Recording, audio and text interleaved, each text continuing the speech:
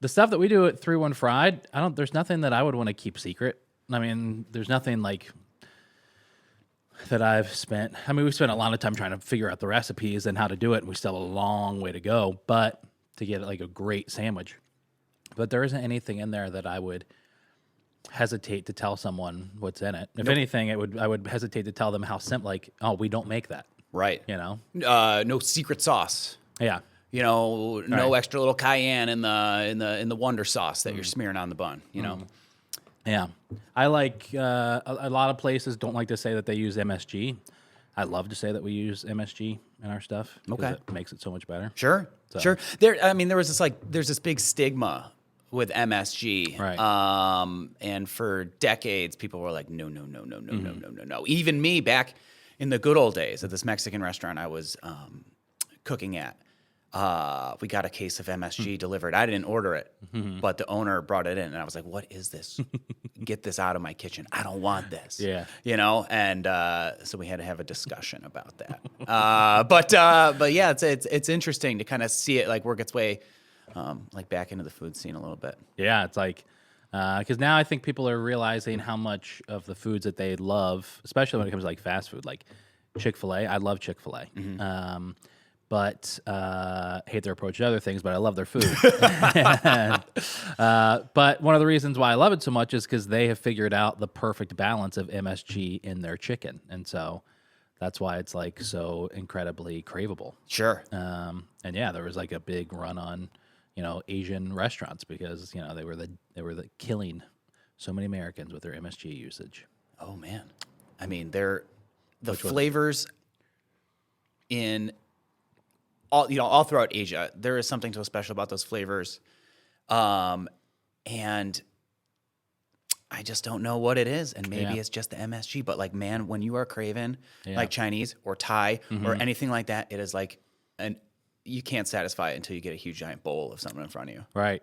I wonder if restaurants in China, like authentic, real Chinese restaurants, use MSG, or if that's more of like Chinese American restaurant thing. That's a great question. I never thought about that before. I found this authentic, I think it's authentic, Chinese restaurant down on East Fayette. And, or is it West Fayette down there? It's over by Buried Acorn and all that. Acorn. And it's called Old Changdong Cafe or something like that. Anyways, I'm the only white person I've ever seen in there. Yeah. There's only one employee that can somewhat speak English, so he's always our waiter. And and he's great, and he always like kind of walks me through the menu.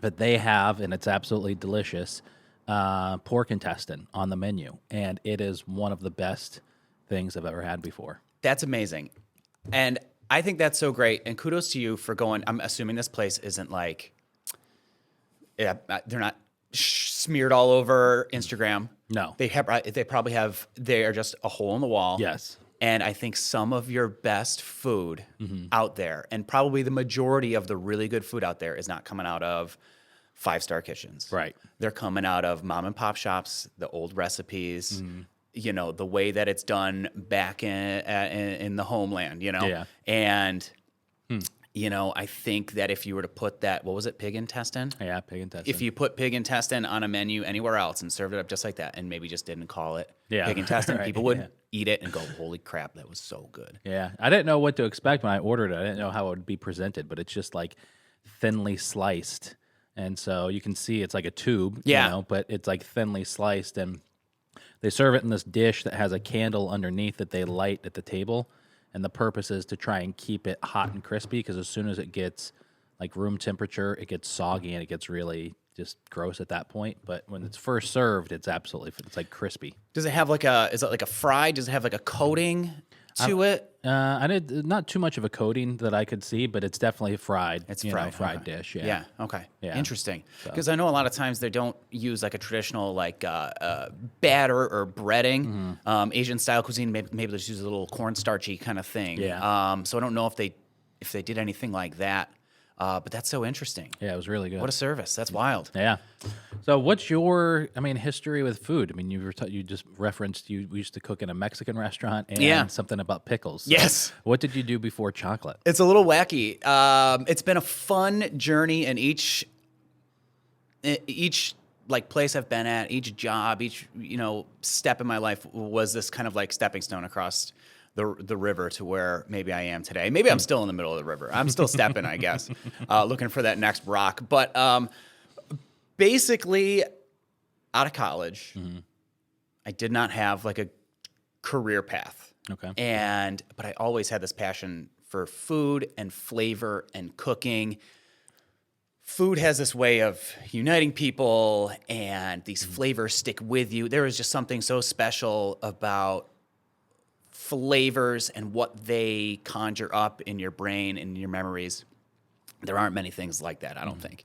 So to be able to have this connection with food and be able to offer it to somebody and make them really happy about it, that makes me super happy too. Yeah. So out of college, I'm looking for a job. I'm like, let's just land like some sort of restaurant job for the summer, buy myself a little bit of time, make some money, all that jazz. So I started at this Mexican restaurant and out in Cicero. And it was like I was there, part of the staff to like open up this new, it was a sister restaurant of another Mexican restaurant that used to be downtown. Okay. No longer there. Nonetheless. What year was that? That was I graduated in 2011, so this was like summer of 2011. Okay. Yeah. So open that restaurant. I'm like the guy rolling burritos. Like, hey, would you want white, brown, or Spanish rice? Do you want black or pinto beans? I'm that guy. Basically rolling burritos, frying tortilla chips, all that stuff. Go through about a dozen different chefs in the kitchen, and then I finally go to the owner and say, hey, I'd like to give this a try. I've seen it done. I've been there for like 2 years at that point. Like, let's give it. Can I give it a shot? And he said, sure. So became, I guess, what you would consider like the head chef of that restaurant in the back. Breaking down cases of chicken, dicing tomatoes, making all the guac and all that stuff, and it was really awesome. I really enjoyed it. So I did that for about 2 years and was like the chef and general manager of the restaurant, and then I left that job to pursue something else that was a little closer to home, maybe a little bit more money, because I was driving out to Cicero every day. And that didn't work out. It was kind of like one of those, it wasn't as advertised. Gotcha. So quick jump out of there to my brother-in-law's deli, brother-in-law's family's deli, downtown Syracuse. High volume, almost like cafeteria style, but we made everything there, like to order. It was really great. Soups, sandwiches, paninis. There was a special every day, because I was like the guy in the back working the flat top. Okay. Or the guy on the panini press. And we made the soups homemade every day, so I was in charge of the vegetarian soup. It was awesome. I loved that. What place was that? It was called Today's Special, which up until very recently was definitely rocking it. And kudos to the new place, Stories, as well.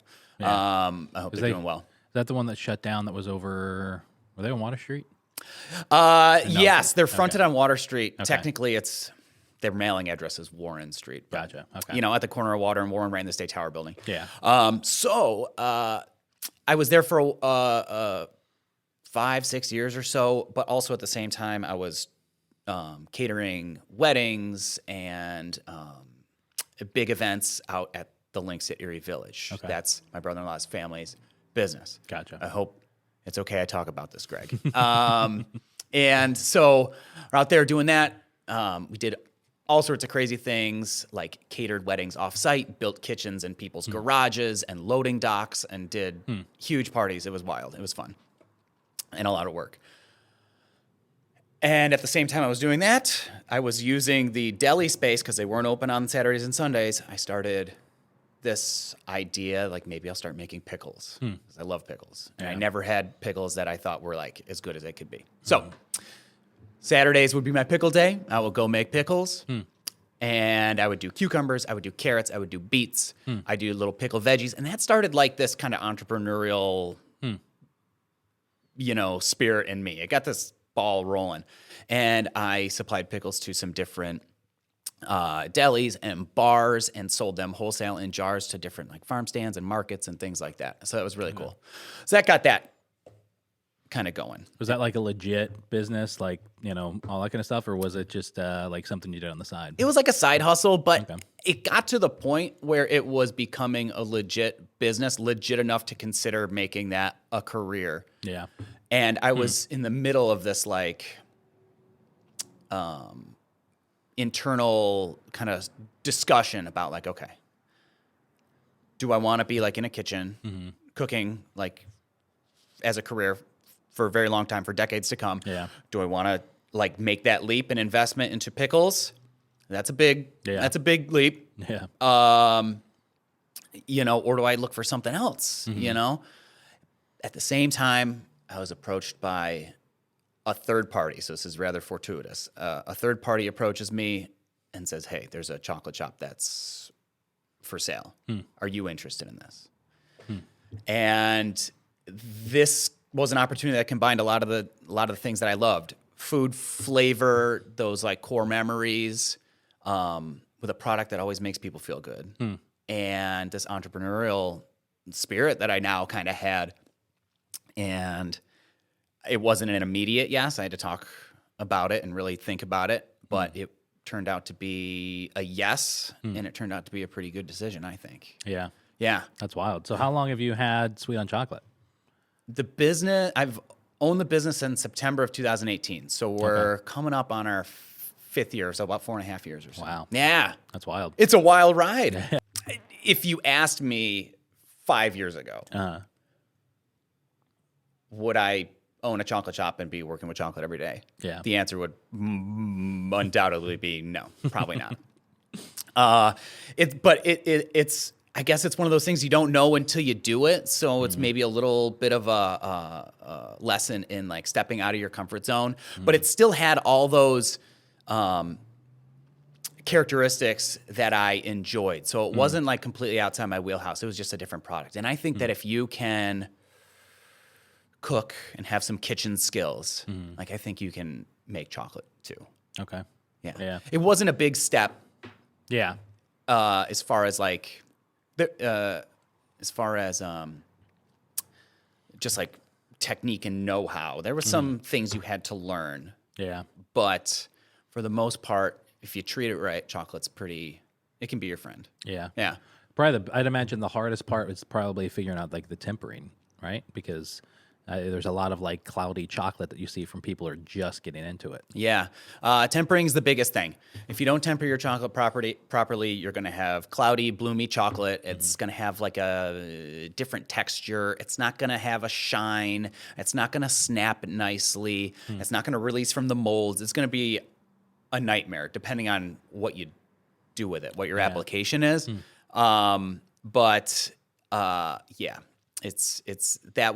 That's the biggest thing. I can teach you how to smear chocolate around. Like that's easy. But the tempering, it does take a little bit of knowledge and know-how, but it's honestly, I mean, a couple days, all you got to do is remember some temperatures, and then we have big tempering machines that kind of, more or less do the work for you. Okay. Yeah. Yeah. Yeah, it's wild. I was like, I've spent a little time, a day or two with Tyler before, and like kind of seeing the process, and it's insane. He does like a much different style. He's much more bean to bar, and I give him a lot of credit for that because that takes a lot of work. You got to sort the beans, you got to roast the beans, and you got to grind the beans, and then you got to do this and that, and then you got to temper this finished product, which I'm not sure exactly how he does, if he does it like table tempering, if he does it another way. Yeah, it's wild.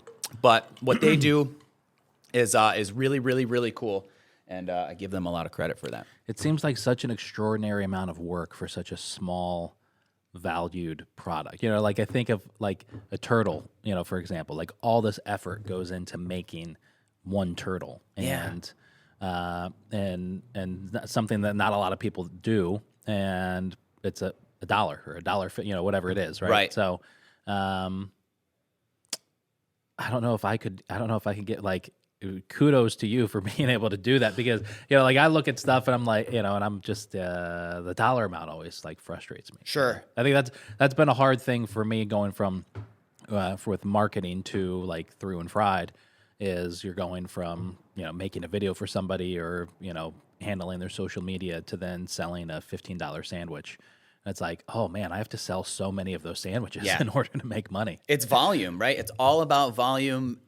The turtle that you referenced, we make it in four steps. You lay your chocolate down, you lay your nuts down, you lay your caramel down, then you put the chocolate, I call it the shell, the top layer of chocolate on there. There are different ways of doing it, and every chocolate shop does it maybe a little bit differently. But our way's a little bit unique. It feels a little bit more handcrafted to me. But one turtle, I mean, you got to sell a lot of turtles, so we make big batches of them, and it's all about volume. You can't thrive on one chicken sandwich a day. You need to be pumping out 200 of them or 300 of them. You know what I mean? So it's about volume, and the way our business has grown over these past 4.5 years has been so incredible.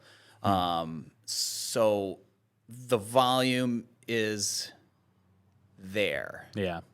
So you get approached to purchase the chocolate shop, and you kind of go through and weigh the options, and you decide to do it. So what's the next step from there? Did you go through like a training class? Was the current owner kind of help you? I mean, how did that work? Yeah, so the chocolatier from the previous owner had been working there for many, many, many years, decades even. Okay. And she stayed on. She wanted to stay on, and so with some instruction from her, I kind of learned that process. Okay. And then kind of took it from there. Yeah. Yeah. That's cool. Yeah. Yeah. I honestly didn't even know that there was a chocolate shop there before you, that it existed. Yeah. So, yeah. So, and I mean, what's it feel like to be the only chocolate shop in Syracuse? Because, I mean, definitely, obviously in downtown you are, but soon to be the only chocolate shop really in the area, right? Yeah. That was that was one of the big selling points, is that, there were discussions of turning that space into more foodie food. Another like deli concept or like lunchy kind of thing. Because also at that time in 2018 and 2019, there were more people working downtown, tons of people living downtown, which still plenty of people are living downtown. But the pandemic kind of messed everything up for that. But I kind of thought to myself, geez, why would I do that when there's a deli on every corner? Yeah. When I could be the only chocolate shop in downtown. So, I mean, it feels good. I mean, it's not like I'm trying to get rid of competition and like buy them all up or like, chew them up and spit them out. But it's, but I kind of just, in that sense, I just kind of just keep my head down and try to make the best product that I can and offer it at a really good value. And I think that's what we have going. We have a really good product. It's not necessarily the cheapest chocolate you can find, but I think you have this like graph where you have quality and you have price, and I think we're kind of in this intersection point where you just get really, really good value. A handmade product that tastes really good. Yeah. It's interesting, like kind of that space. I think of like, Mr. Beast and coming out with Beast Burger, or not Beast Burger, with Beastables, I think it's called. Yeah. His chocolate bar company. Yeah. And then going after like the big, Hershey's and all that kind of stuff. Yeah. And talking about all the stuff that's in their product. So maybe chocolate is going to have a resurgence of its day. I'm hoping. I mean, we're like I said, we're a growing business, and we're always trying to like think of the next thing. We got some exciting things coming up. We just got a super special package delivered yesterday, so it's going to take some learning and some experimenting with that. It's, I don't know if I can tell you. Yeah, I don't know if I can tell you. Maybe I should. Yeah, maybe you should. All right, we're going to break it. We're going to break it live on the podcast. But we just got this edible food printer. Oh, cool. So we can do favors with like custom logos. Oh, that's cool.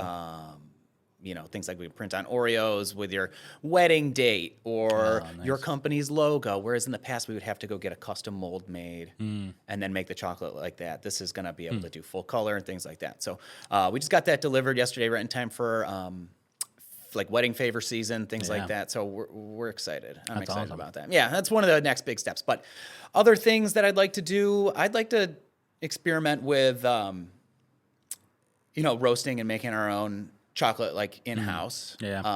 Kind of like what you were talking about with Tyler and nostalgia. But a lot of possibilities out there. And I think we have the room to wiggle and extend and contract if needed, but I feel like we're in a good spot to be able to make some moves. Yeah.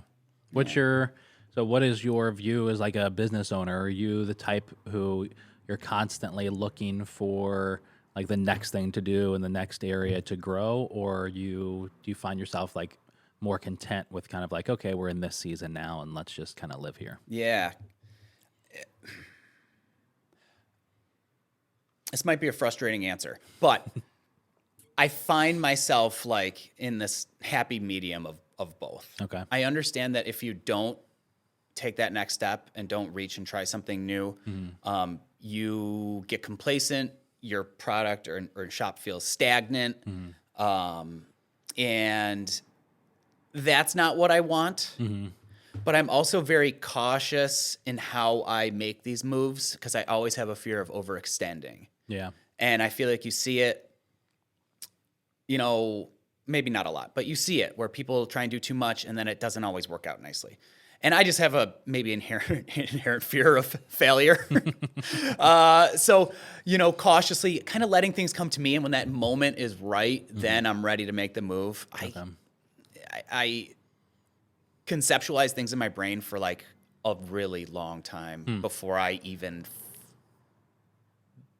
think about taking action. And it's just kind of visualizing the process and how things could go wrong and what could go wrong and how it could go right, But at the same time, I've worked really hard over these 4.5 years, and I don't want to say that that I'm comfortable with where the business is at right now, but I feel like I can like take my foot off the gas a little bit. Maybe not truly coast, but just like enjoy a little bit of like this plateau. Just a little bit of like not grinding as much and not constantly thinking about the next thing, because that does wear on you. Yeah. So I'm kind of in this happy medium where the shop is doing well enough where I can just kind of be like, all right, let's just back off for a minute and really think about the future. And I don't need to rush into that. Yeah, that's really interesting. That might be that. Yeah. That might be how I feel. Have you always been that way? Like had that approach even when you were doing pickles or other things, or was there ever a time where it was just like constantly grind, like, or not grind, but was it always constantly like come up with something new, something exciting? Yeah. Because I struggle with that. Yeah. I struggle with, I love the process of like figuring something out or having an idea and then figuring out how to do it and what it's going to look like and then doing it and then immediately I'm done with it. I've always used the analogy if you look at a campfire, like I can get a fire started, maintaining it I suck at. And I understand that about myself. I still haven't figured out how to best use that to my financial gain, but I do understand that about myself. So we'll come out with, maybe it's a new style of a video or whatever the case is, and after we do like 4 or 5 of them, like, okay, that's boring. What's next? Yeah. I mean, it's the nature of how fast things move nowadays. Like if you're not doing something new, you almost feel like you're behind, and the constant like crave of innovation is like always there, I guess. Yeah, I don't know. I wonder if it's just something that has been instilled in me over the years where it's like, maybe it was because I didn't have a direction and I needed to let things kind of fall into place first, like back when I was just finished up college and I didn't know where to go. So maybe there's like this caution and kind of letting things come to you when the time is right, I guess. Maybe that has just been subconsciously ingrained in me. Like maybe this podcast is more of a therapy session for me right now than anything else. I have found that those like that is true in some cases. Yeah, sure. And then there's other times where like I have, I really enjoy doing the podcast for that reason and because it helps. Like we've had some older restaurant owners on, and it's a lot of fun for me to go through their detailed family and business history because I think of like their family. We're not, it's not like we're talking with. I think you're a great person, a celebrity in your own right, but we're not talking to Brad Pitt or Jennifer Aniston on these podcasts. So it's not like I was mentioned though in the same podcast as Brad Pitt and Jennifer Aniston. So were that's you? pretty cool. Oh yeah. Oh no, yeah, from you. So I don't know. I'm in good company. But it's not like our guests have years of interviews or things where they've sat down in a situation like this and just spoken, Yeah. for an hour and a half. And so I think about that sometimes because I'm like we had the owner from Panchitos on, and it was really interesting to me to sit there and try and dig through his history. Because I'm thinking like one day your family is going to have this interview to like go back and kind of listen to and be able to like kind of have that history of your family and how you got the business started and your motivation for it and all that kind of stuff. And yeah, I mean, we were just doing a couple podcasts the other day with Jamie from Wiley Fox, and then we had Casey from the Fruit of the Fungi or New York Mushroom Company. Yeah. And both of them wildly different podcasts than I thought we were going to have going into them. And both of them I left thinking completely differently about things and myself than when I walked in. Interesting. So I think that, it's a lot of fun to sit down and just, have an uninterrupted conversation with somebody where you're trying to be honest, but also kind of put your best foot forward a little bit. I agree. Yeah. I agree. That's a really good attitude to have. Yeah. Something that we don't do as much today as maybe they did in the past, to sit down and have a conversation. Yeah, maybe that's what it is. Yeah. Gone are the days, it seems, of going out to breakfast with someone and having a cup of coffee and just discussing things. That'd be a really great content series. But like yesterday, like we were walking here and you came out of your business to, took a break to come out and chat with us for a little bit. And even then I'm like eating lunch as I'm like, okay, we got to go. I know. I'm sorry. Sorry to hold you guys up. You're doing a walking lunch. Yeah, but I'm just saying we don't really, you're right. We don't pause for those kind of things anymore. I think that's kind of businesses like Sweet on Chocolate kind of help in that. It's like a nostalgic thing. It's, it's chocolate. I mean, how often do people, hopefully very often for yourself, but how often do people go into a chocolate shop, you know what I mean? Yeah. And like find this like really like handcrafted, curated box of chocolates that they're going to purchase and give to somebody. Yeah.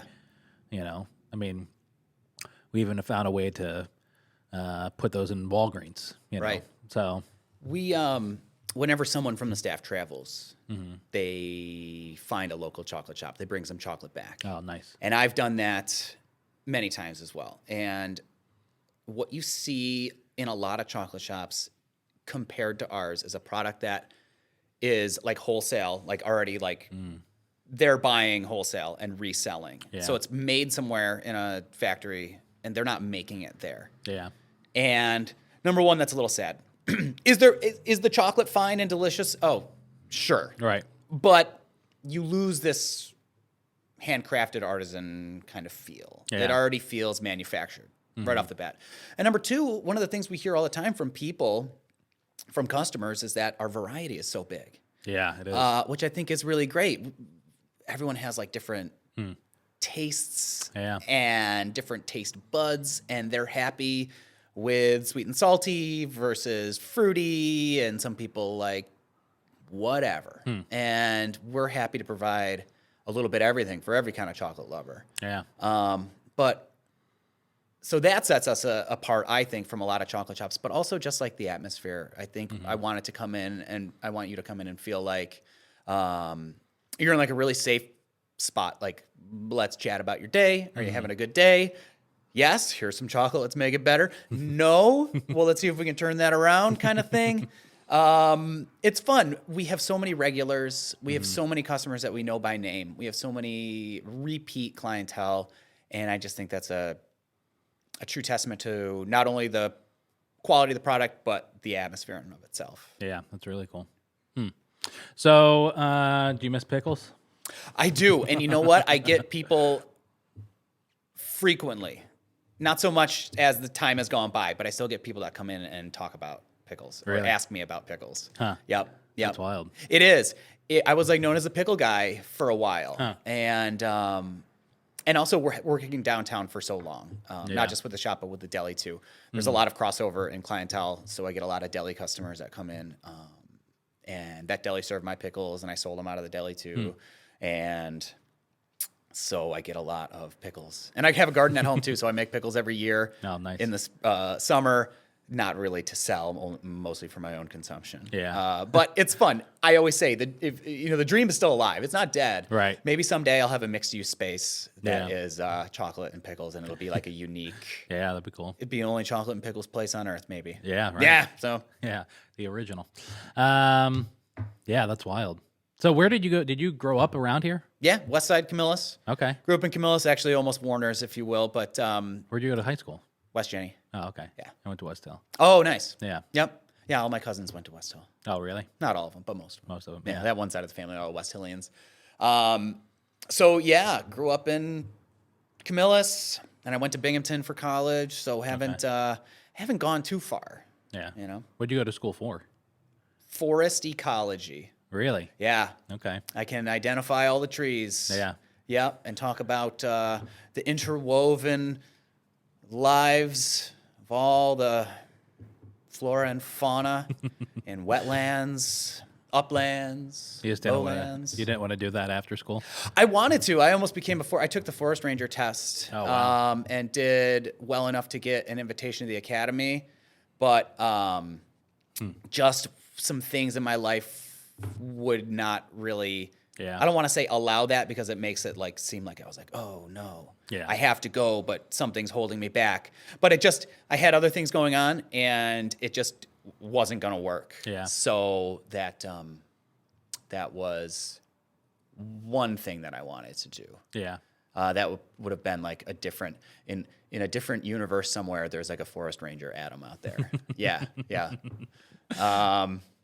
But yeah, no, other than that, I didn't really quite else know. I mean, with a degree in forest ecology, what do you do? Yeah. I have my degree is in theology, so ask me the same question. What do you do? What do you do? Yeah. You sit down and you have conversations with people. These nearly existential conversations with people. Yeah. Yeah. Yeah. That's not bad. No, it's not. It's sort of close. Sort of close. Yeah. Yeah. I just got to find a way to do this. Is the only thing that I do for a living. Is just have these conversations, and that'd be great. Yeah.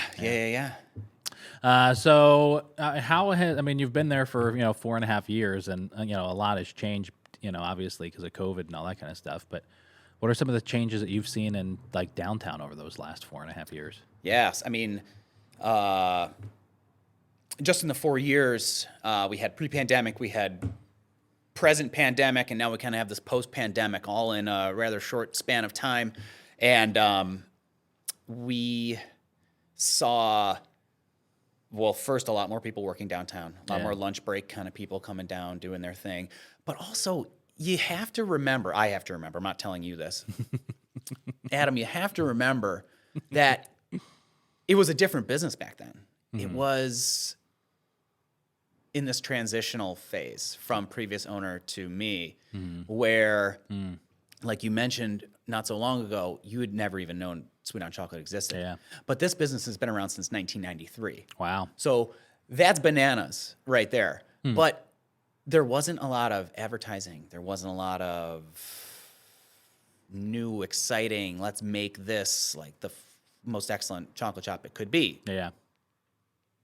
There was a plan, I guess. And, so that was another big selling point is that, there's a good foundation. This place has been around for a long, long, long time. Yeah. I can really take it to the next level, I think. So that's kind of part of that too. But yeah, so we're a growing business, like rather rapidly after the takeover, after I bought the business. So yes, more people working downtown, but also we were growing and getting more first-time customers in, not just repeat downtowners. Yeah. And then the pandemic, Yeah. we started shipping, we started doing things like that, which was really, really, really important, online sales. Yeah. And once things kind of sort of returned to normal, The shipping has still been very good, very strong. That's cool. Yeah, it's nice that we can do that. Yeah, for sure. Yeah, and but now we're kind of seeing, hopefully, like this revitalization of downtown. We've got more people living downtown than ever before, and you've seen this transition from people, not so many people living downtown, but coming into the city to work. And now we have more people living downtown, not as many people working in an office. Yeah. But those people who live downtown, their home is their office, their apartment is their office. So it's like, it's had this weird like balancing effect. I don't really understand that as well, but yeah. Yeah.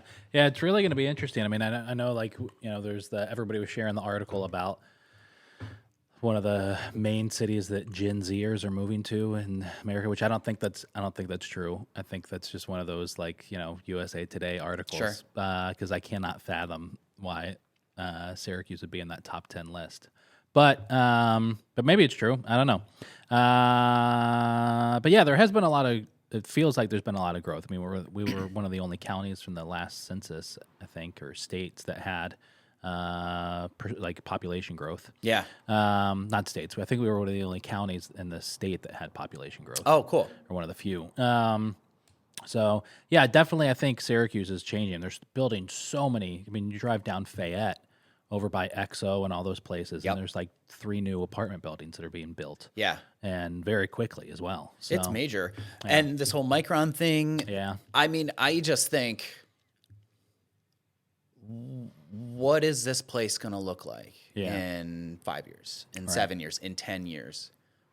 Is it going to be, like, it's not going to be the same Syracuse, I don't think. No. And is that a good thing? Is that a bad thing? Like, people have their camps on that, but between 81 and Micron, it's just, we're going to be living in like a different city. Yeah, for sure. Which is going to be interesting to kind of navigate that. Yeah. Yeah, it's going to be really wild. Yeah. I don't know. My wife and I are talking about trying to move completely out of here and get up to the country. And she's from Boonville originally. Boonville. So, what direction is that? Go to Rome and then go north. Okay. Basically.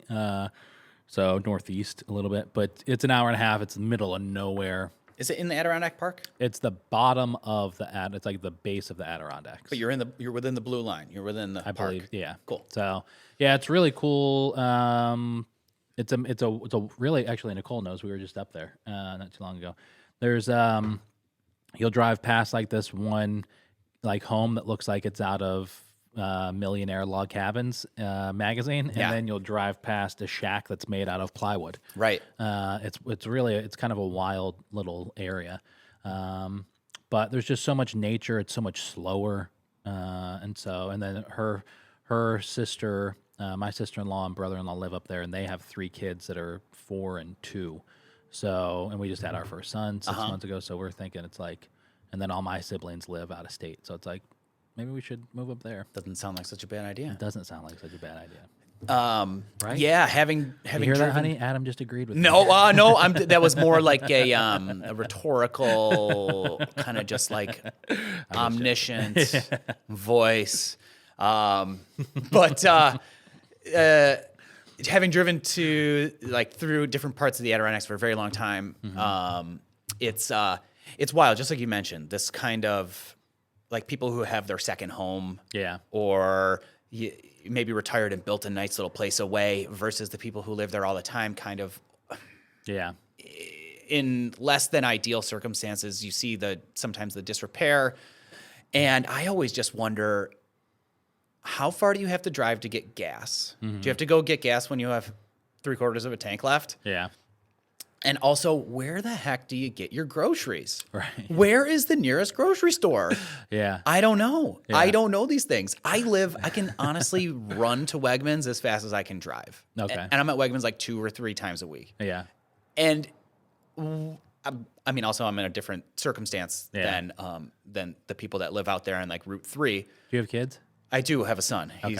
He'll be 3 in May. Oh, wow. But yeah, I just wonder, man, how long is the school bus ride? Yeah. And where do you get your groceries? Yeah. It's nuts. Yeah, for sure. I mean, luckily Boonville has a couple things because there's a little bit of a town there. Sure. But I don't know. There was a time way back in the day. My family used to have a summer place in Skinny Atlas, and there was this once. And at the time, I worked at Metro Mattress and the Sleep Superstore. That's exciting. Yeah, man, I want to hear all about that. Maybe that's another podcast, but I don't know. I was in the mattress industry and furniture industry for like 12 years. Whoa. Yeah. But so I was working at Metro Mattress, and I took a transfer to their Auburn store, and so for like the entire summer, but for 1 month, I lived out there by myself. The family hadn't gone out there yet, and so it was great. I mean, the grocery store, we were 35-minute drive, which isn't crazy, but still 35 minutes into the village. Yeah. But so you couldn't just pop in anywhere relatively quickly. I absolutely loved it. I used to wake up every morning. That's back when I smoked cigarettes, and I used to wake up every morning and have a cigarette and a cup of coffee and go fishing before work. Oh my God. I was upset. I used to be really obsessed with movies and shows. So if I found a movie that I liked, I would watch it every day. Like literally, I would just have it on. And so I did. It was Dan in Real Life at the time. Movie, which is a great movie. I have not seen it, but I've heard wonderful things. People really like that movie. Yeah. And so we would watch that every day. Oh my gosh. And it was a wonderful time out there. Yeah. So yeah. Maybe that's what Boonville will be like. That's like a solid morning routine. Yeah. Yeah. Cigarette, coffee, fish. My gosh, that is wild. This is totally off topic. Well, not really, but we went to Germany. We had the opportunity to go to Germany during Oktoberfest, and we got into the airport. It was like an overnight flight. It was 4 a.m. Eastern Standard Time, but it's like whatever time over there. And on the menu of the airport for €1 was a piece of bread and a cigarette. And I'm like, that is the most European thing. That is amazing. That is the most European thing. Like, why they didn't have coffee on there, I'm not sure. But for €1, you could sit at the airport and get a cigarette like delivered to you by like a waiter. Did you do it? No, I did not. I was with my in-laws. They would have like judged me super hard. Had I been by myself, oh my goodness, yes. I mean, what kind of way to no better way to kick off Right. That's amazing. A European jaunt. This is also off topic, but sort of. I think I want to say I told Abigail the story on the podcast, but like years ago, not too long, but maybe 3-4 years ago, I woke up. I had this dream one night, and I woke up from this dream with this like, I'm sure you've had dreams like this before, where like you wake up, and it's like I have to now do this.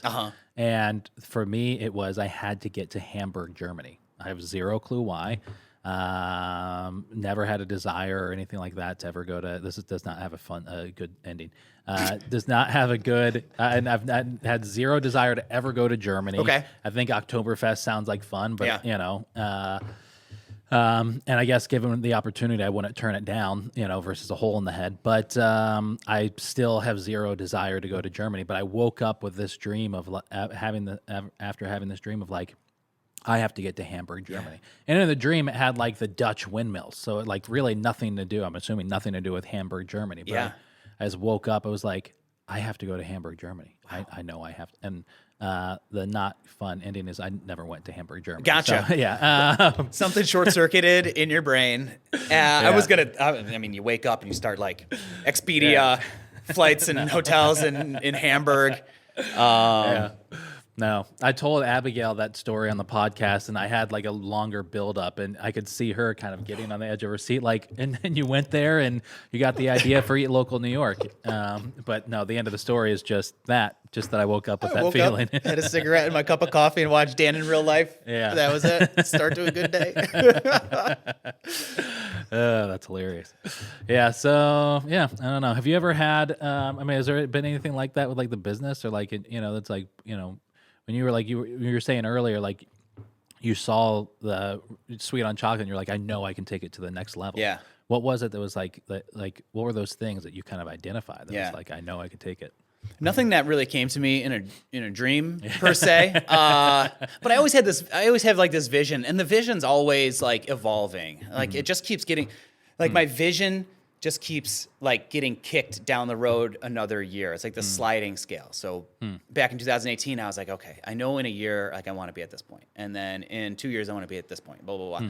So as time has gone on, like my vision of the shop has changed. What I want to be doing in the next year has kind of changed. Sometimes I don't have a plan and things just arise. Yeah. And that gives you some freedom to be mobile and go like, okay, this is a good idea. Let's go for it. Yeah.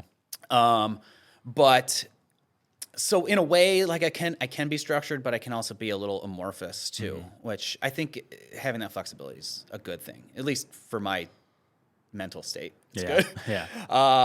But yeah, it had the makings for such a great chocolate shop. And I think it just needed to be brought into like the modern age, if you will. It felt a little like grandma's parlor, like old time chocolate shop versus like new and fun. My saying is like, I need to get that next generation of chocolate lover in the door. And so we started targeting, not like super actively targeting, but doing more advertising geared towards a younger crowd. Okay. Trying to get those parents that are in their 30s to come in with their kids after they go downtown to the most or to go see a show or whatever. Because when people come in and tell me they're from another place, they always say, we had a chocolate shop back home that we would go to when we were kids. So once you develop a good relationship with a place, I mean, it takes a lot to break that down. So I think customers that we get in the door once or twice, they become customers for, I don't want to say life, but for a while. For sure. Yeah, if we're doing it right. Yeah, that's cool. Yeah. So do you think is this the business that you want to keep for the next 50 years and retire from, or do you think that this is, something that you're going to kind of take to a certain level and then pass on? That's a great question, a question I think about all the time. And the answer is, I don't know. I think every day that kind of changes. I go, one day it's, maybe I get this business to the point where it's doing great and I sell it and go work on the next project. But I also have a hard time letting go of things. I'm like a, level 2 or 3 hoarder, maybe. Not necessarily just physical objects, but like emotions and ideas. Okay. Like the dream for pickles still isn't dead. Like I'm still like holding on to that. So part of me is like, I don't know if I could let this place go and let someone else run it and know that like I had it and I don't have it anymore. But then the other part of me is like, maybe I could do that and go move on to the next thing. I don't know. It's like, it's one of those internal conversations that I have on a pretty regular basis. Yeah. That's interesting. Yeah. Yeah. Well, Adam, thank you so much for coming down. My pleasure. For those of you listeners who are playing the Buried Acorn drinking game, I apologize. I haven't mentioned them yet during the podcast, so you haven't been able to take a swig. So make sure you check out Buried Acorn Brewing Company, and there you go. You can take your swig of beer now. That's a drinking game we play here. Man, on the I wish podcast. I knew. Yeah, every time I mention them, you have to take a drink. When do these normally air? Every Monday. Every Monday. What time? They get posted first thing in the morning. Okay, so we can start drinking Yeah, early. you can start drinking early. Smart. Yeah. Well, thanks, man. Everybody listening, go check out Sweet on Chocolate, downtown Syracuse, Armory Square. Yeah, thanks so much, Anthony, for this opportunity. It's really great. If you can't make it downtown, you can always check out sweetonchocolate.com. You can order chocolate. We'll have it shipped right to your door. Sweet. No pun intended. Literally, yes.